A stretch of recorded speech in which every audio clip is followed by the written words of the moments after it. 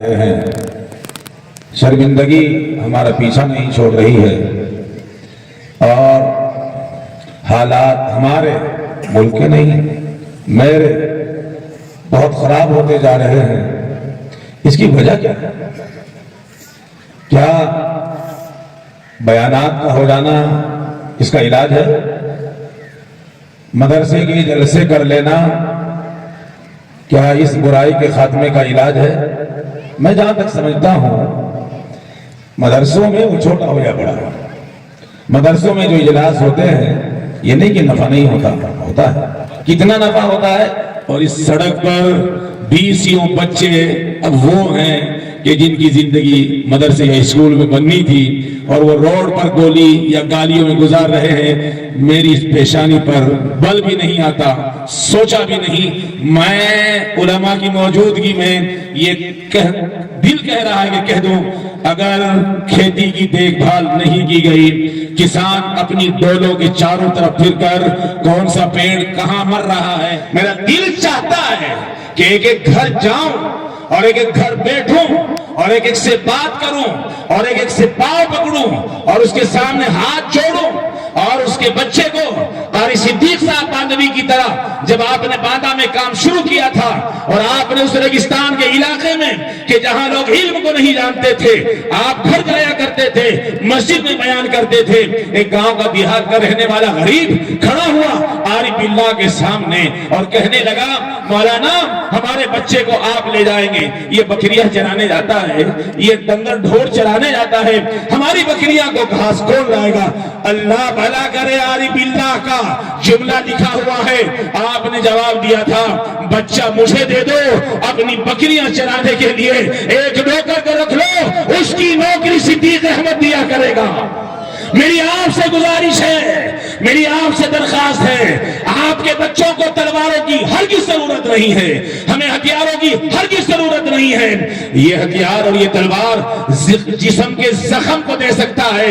میں اس تلوار کی بات کرنا چاہتا ہوں، میں اس ہتھیار کی بات کرنا چاہتا ہوں کہ جو کاغذ پر چلتا ہے، جو کاغذ پر لکھتا ہے، اس کا اگر تلوار کی لوہے کی تلوار کا زخم لگے گا تو وہ جسم پر لگے گا، اور قلم کی طاقت کا جو زخم لگے گا وہ سینکڑوں سال جیلوں کی سلاخوں کے پیچھے سڑا دے گا۔ قلم کی طاقت اس ساری طاقت سے مضبوط ہے، قلم کی طاقت اس سے مضبوط طاقت ہے۔ آپ اپنے بچے کو قلم دیجئے، آپ اپنے بچے کو کاپی دیجئے، آپ اپنے بچے کو اسکول بھیجئے، آپ اپنے بچے کو پڑھنے کے لیے بڑی سے بڑی یونیورسٹی بھیجئے۔ میں ہاتھ جوڑ کر آپ سے بھیک مانگنا چاہتا ہوں، آپ 2 وقت کا کھانا کھاتے ہیں، غریب ہیں، 1 وقت کا کھانا کھائیے۔ 2 روٹی کھاتے ہیں، 1 روٹی کھائیے۔ وہ 1 روٹی بچا کر ان بچوں کو بنانے کے پیچھے لگائیے، ان کی فیس ادا کیجئے، ان کا بستہ لائیے، ان کی کاپی لائیے۔ اگر اس ہندوستان میں اجالا دیکھنا چاہتے ہیں، اس زمین میں آپ ایسا گلشن دیکھنا چاہتے ہیں تو کوئی علاج نہیں ہے، اس کا ایک ہی علاج ہے کہ آپ کو گھر گھر جا کر محنت کرنی پڑے گی، آپ کو ہر بچے کے باپ کے پاس جانا پڑے گا، آپ کو ان کے گھر میں بیٹھنا پڑے گا، ٹوٹی ہوئی چارپائی پر بیٹھ کر ان کی خوشامدیں کرنی پڑیں گی۔ ایسا نہیں ہو سکتا کہ باغ میں ایک پیڑ ہرا ہے تو دوسرا سوکھ رہا ہے، کسان سوچتا ہے کہ یہ پیڑ کیوں سوکھ رہا ہے، ہرا کیوں نہیں ہوتا، تاجر سوچتا ہے دکان میں گراہک کیوں نہیں آتا۔ اب ہماری نیا ڈوبنے کی طرف جا رہی ہے۔ میری آپ سے گزارش ہے، آپ سے درخواست یہ ہے، آپ سے التجا ہے، اگر آپ اماد پور کے لوگ اور جتنے یہاں بیٹھے ہوئے ہیں جلسے میں آئے ہیں، بیان بہت سنے ہیں، تقریریں بہت سنی ہیں، اسی کا فائدہ ہے چہرے پر داڑھی آئی ہے، اسی کا فائدہ ہے کہ آپ نمازی بنے ہیں، اسی کا فائدہ ہے کہ آپ جمے ہوئے بیٹھے ہیں۔ لیکن آج سے آپ کو یہاں سوچ کر جانا پڑے گا، یہاں سے سارے جوانوں کو اٹھ کر کے یہ سوچ لے کر جانا پڑے گا۔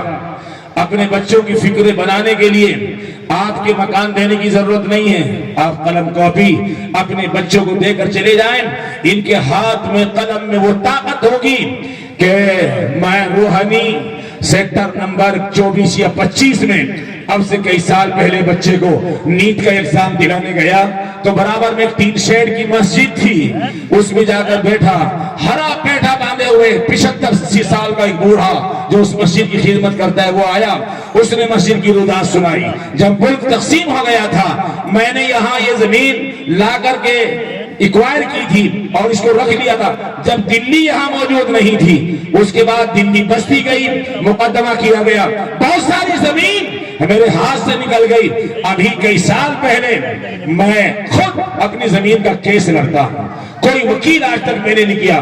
جب میں جج کے سامنے کٹہرے میں آخری فیصلے کی تاریخ پر، وہ بوڑھا کہہ رہا ہے مجھے، آخری فیصلے کی تاریخ پر کھڑا ہوا تھا، جج کے سامنے رجسٹر رکھا ہوا تھا، قلم اس کے ہاتھ میں تھا، اور ملک ہندوستان کی سیاست کا وکیل اور یہاں سے ملک ہندوستان کی طرف سے وکیل بحث کر رہا تھا، جرح کر رہا تھا، وہ پختہ ثبوت پیش کر رہا تھا، میں اپنے دلائل دے رہا تھا۔ جج اس نتیجے پر پہنچ چکا تھا کہ مسجد ہمارے ہاتھوں سے جائے گی، زمین آج نکل جائے گی۔ تو وہ بوڑھا 75-80 سال کا بوڑھا اپنے اندر کی اٹھنے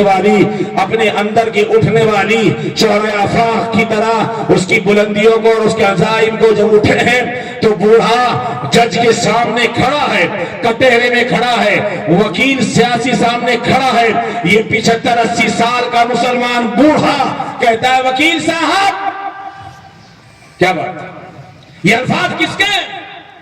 مومن کے، مسلمان کے۔ وکیل صاحب کیا کہنا چاہتے ہیں؟ ایک بات میری سنو، پھر جو چاہے لکھتے نا، کیا بتائیے؟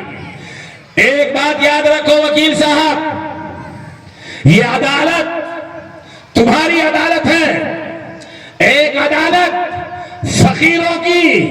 رات میں 12 بجے جب دنیا سو جاتی ہے، ہماری عدالت اس وقت لگتی ہے، یہ ہرا پیٹھا، یہ ہرا لباس، آج تم فیصلہ کرو کہ یہ زمین ہماری نہیں ہے۔ اگر رات کے 12 بجے اوپر والے کی عدالت میں مقدمہ پیش کر کر تیری اولاد کو تباہ نہ کرایا جائے تو فقیری چھوڑ دوں گا۔